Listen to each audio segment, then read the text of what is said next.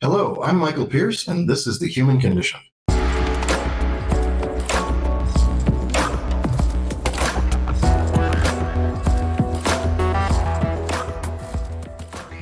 What we're talking about today is low brain energy. There have been a number of questions about low brain energy, so we'd like to talk about what that manifests as in your metabolism and what it looks like for EEG. When you do a brain EEG or a QEEG, the manifestations of low brain energy are pretty clear. They generally show up as a low amplitude or low voltage type of EEG. And low voltage EEG shows low power, it shows low output of the brain, and it's global, it's throughout the entire brain. So when the operator is looking at the data, they have to turn up the sensitivity so they can see everything. And what they'll do is they'll crank it up and they'll see the waves and the peaks and the valleys. And in fact, if you do that, you can sometimes misinterpret what you're seeing on the amplitudes. But for the average viewer that's watching, the general idea is that there's a lower brain amplitude and it's throughout the whole brain. And it's because of a lack of voltage provided by the cells. Now, what cells do we measure in a QEEG?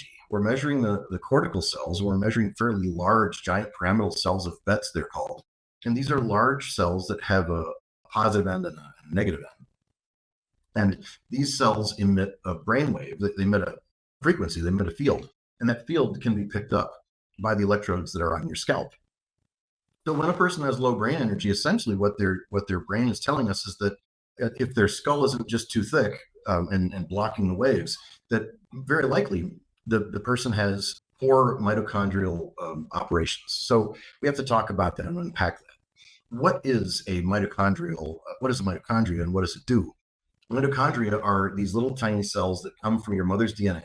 They're passed down from the mother, and they have their own DNA. They're separate from your DNA, and they are a powerhouse of the cell. They make energy, and they have something in them called they produce oxidative phosphorylation, which is the chemical name of the process. And in the mitochondria, it's called the electron transport system. So you don't have to know those things, but generally, what you do want to know is how they're uncoupled. And we call this mitochondrial uncoupling. And the general idea is that something messes up the mitochondria's electrical transfer of electrons and hydrogen ions and oxygen atoms. And that process is what gives us breakdown of producing energy. So when our mitochondria don't work so well, we enter something called anaerobic metabolism.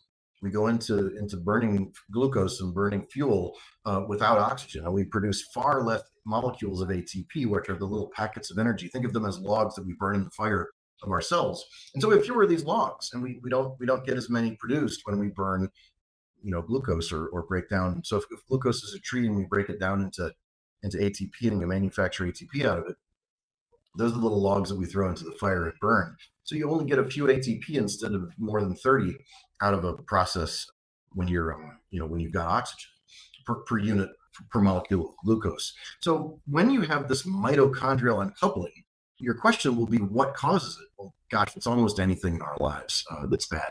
So it can be inflammation from injury. It can be inflammation from chronic dietary changes. It can be from sugar consumption, excess sugar and processed food consumption. It can be from deficiencies. If you got deficiencies in all of the trace minerals or any of the trace minerals, you can have a mitochondrial uncoupling because of a lack of the minerals. A number of these trace minerals are required, and of course macro minerals as well. Things like zinc and magnesium and calcium and iron, all of those processes are involved. And there's like 70 different minerals that we have to look at, trace minerals and macro minerals. In addition, you might have a deficiency of glucose. You might be hypoglycemic. You might not have enough glucose that you've eaten, or you may not be able to mobilize it from your liver, or you may not be able to manufacture it from protein in your diet. You may be toxic. You may have had heavy metal exposure. Heavy metal exposure can cause this. If you have a exposure to toxins in the environment like mold can do this. You can also have an exposure to excess omega-3s versus omega-6. Those particular kinds of PUFAs, or polyunsaturated fats, which are in our diets pretty much everywhere in the United States, processed fats, vegetable oils that used to be considered heart healthy but really are not heart healthy. Those particular fats can destroy ketosis, they can destroy energy production, they can break down your ability to have your mitochondria work properly, which is called coupling. So you have mitochondrial uncoupling from that. You could have exposure to oxidative stress, like car exhaust or paint fumes or some other airborne toxin that you could breathe, some kind of solvent, some kind of oxidating force. You might be exposed to, lots of chlorine in a pool, or some kind of exposure to excess. Maybe you're a diver and you're exposed to a lot of canned oxygen, or oxygen that's in the tank. All these things can have their benefits and their risks depending on how much is given to you. Another source of low brain energy would be just plain too many carbohydrates. Too many carbohydrates and processed foods will cause it. A deficiency of fatty acids can cause it. A deficiency of butyric acid can cause trouble with some of the gut flora. That's a short chain fatty acid that's very important. We see that in butter and other types of animal foods mostly. So the idea is that this mitochondrial uncoupling can be caused by almost any upset. So if you've got a mitochondrial uncoupling, maybe you've had low brain energy, you're fatigued all the time, your brain scan shows low voltage, then one of the first things we want to do is ask, what would those symptoms look like? So you could be tired, you could have trouble with sleep, you could have thyroid symptoms, but it's not really your thyroid. You could have low blood pressure, you could have adrenal problems, but it's not really your adrenals. You could have any of the production of glucose could fail, where you can't produce glucose. You might have trouble producing hormones. You might have low levels of hormones. You might have cravings and hunger, where you're hungry. These patients are usually hungry for ready calories, which means simple carbs. So they almost always crave carbohydrates, which is probably the worst thing for them over long term. But you can burn carbohydrates without oxygen in anaerobic metabolism and get some ATP, adenosine triphosphate, and you can burn it and you can get a little bit of energy. So that's what happens, is these people get stuck in a swirling around the drain spiral of death, where they eat all of this simple carbohydrates, and they feel like they can survive just a little bit, and then they start to sort the cycle all over again. So where do we usually start in trying to correct this problem?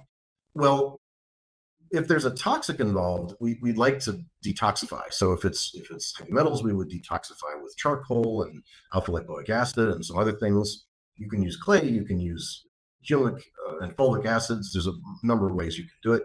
Some people use, I think activated charcoal orally at night on an empty stomach is my favorite way, over time, slowly, because you don't want to do it rapidly. Some people even do intravenous chelation. I'm not a major fan of intravenous chelation, but in some cases it works really, really well and it's appropriate. If you've got low brain energy, the biggest thing your cells are going to need after detoxifying is some form of complete protein. You need all the amino acids. It's probably going to be an animal source. You are very likely going to need minerals, trace minerals, which is like 60 or 70 minerals that are not radioactive. And you can get that from Himalayan salt and Redmond salt and Celtic sea salt. You can get it from products that contain trace minerals from different lakes in Utah and other places like that. There's several ways to do that. You can also get it from roasting bones. If you roast chicken bones from steak, different kinds of knuckle bones, you can do very inexpensive ways of getting lots of trace minerals out of bones by cooking them and making a broth and getting some kind of a soup out of that. So it doesn't have to cost you very much money. Once you've got the minerals into your body, now you have the ability to use vitamins. So at that point, it makes sense to take vitamins. If a lot of you have taken vitamins and it hasn't worked, it's because you were mineral deficient. Many times a person will take a vitamin and it'll be amazing for like 2 or 3 weeks. And then what happens is their body runs out of minerals and they can't use the vitamin, and the supplement of the vitamin doesn't work. Now there's the water soluble B vitamins. There's a bunch of them in 1, 2, 3, 5, 6, 9, 12, etc. And these vitamins are water soluble, but they don't work without minerals, and they don't work without that process. And then there's vitamin A, D, E, and K, which are extremely dependent on zinc and iron and some other things. So you really can't use your vitamins unless you've got your minerals. So always start with detoxification, then move on to minerals, then move on to vitamins. And then after that, it makes sense to look at fats and making sure you've got enough fats and carbohydrates and protein in your diet the right way. Because people like me are often advocates of ketogenic and carnivore diets, which are very beneficial, we sometimes forget to warn you that if you have very unstable cells, if you're chemically unstable in your cells, and I'll explain what that means in a minute, you won't be able to control what crosses the membrane of the cell, which means water and glucose and insulin and energy and hormones and all that kind of stuff. And what will happen is you'll get super hypoglycemic. And hypoglycemia is dangerous. You can pass out, you can fall over, you can get really, you have a panic attack, you can get sweaty, you can have tachycardic heart, you can feel like you're having an anxiety attack when maybe you're not even really having an anxiety attack. You're just having an episode of hypoglycemia. That usually happens when your blood sugar drops below 65 glucose. What I'd like to impart to you is that sometimes you may, when you're beginning to start to recover, you might have to eat some carbs to be able to deal with hypoglycemia. Now, what causes unstable cells that makes people require these carbs and be so hypoglycemic all the time? Well, the story is the story of the Bible. It's kind of the story of fasting. If you've read, different books, if you're into, the Torah or the Quran or the Bible, or whichever Bible you read, you'll notice that they talked about people fasting for 40 days and 40 nights. Man, alive, I know people that can't fast for 6 hours and they fall apart in 3. So what's going on? Why could people of old do this and people of today can't? Well, we certainly had less toxins back then than we do today, and there was less likely to be a mineral deficiency. People were eating very close to the earth. They were very likely to get minerals from their soil. And unless their soil was deficient, and most of them were nomadic anyway, in the Stone Age. So they had a very high likelihood of getting enough minerals. So if you have enough minerals and enough nutrients, you're going to have very stable cells. So where does cell stability come from? How does the cell wall and the cell interior maintain something called osmotic pressure? Well, every physiology textbook that you look at will explain that the two things that contribute to cellular integrity are minerals inside the cell and proteins or amino acids inside the cell.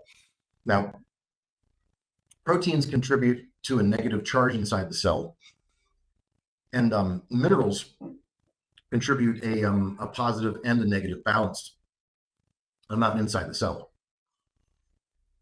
And then some of you that are very smart will say, wait a minute, Mike, what about buffers? And it's true that there are buffers. The most common buffer in our world is bicarbonate. And so that's why some people take a little bit of baking soda or take lemons and they get some citric acid. There's all kinds of things that you can do to create buffers by giving yourself, like a lemon is really balanced because it's got citric acid and it's also got potassium. So there's all kinds of balancing factors in citrus and lemon and lime. But before you get to that, you have to have a fundamentally stable mineral content and protein content inside the cell. So if somebody's consistently deficient in amino acids or proteins, consistently deficient in minerals and trace minerals, they're not going to have stable membranes. Their insulin receptors can't work right. Their hormone receptors can't work right. Their neurotransmitter receptors can't work right. They can't process vitamins and use vitamins to make enzyme processes work. Even if their DNA is working and their DNA is normal, they can't transcribe and transcription and translation, which is reading and writing DNA from the nucleus of the cell. They can't do those things. So it's extremely important that when a person has low brain energy, they get minerals and they get rid of toxins in their environment so that they can produce mitochondrial function. Obviously, you need vitamins and you need minerals. And in the United States, most people are not terribly deficient in just getting calories. They may be deficient in getting amino acids, and they may be deficient in getting minerals for sure. And they're always deficient almost in getting saturated fats, in my opinion, that are healthy from grass-fed animals and that kind of thing. So I would like to see that from butter, from ghee, from avocado oil, from egg yolks, from steak, from chicken skin, and the fat from bacon, the fat from steak, the fat from ground beef. We're not talking about eating lean meat. We're talking about fatty meat because that's what humans ate for millions of years. So I think that if you have low brain energy, if you feel tired all the time and no one's diagnosed it, and you've got a low QEEG voltage, we really need to look at the mitochondria. Now, I have done a lot of these cases, and I've reversed this with patients where we have done pre and post EEGs, and we've seen the voltage jump up. And after we've done these interventions, so it is possible to get over this. It is a real problem, and it is a problem in children. It's a problem in adults. It's not a disease, but it's considered important. And I think it's something that's very fixable. So if you've got that low brain energy signature in your QEEG, do these interventions, do some experimentation, try to figure out what's going on with you. And then if you feel better, take another QEEG afterward to see how much progress you've made. and see what happened. And then call us and tell us what happened. I'm very excited to work with you, and please tell me what happens.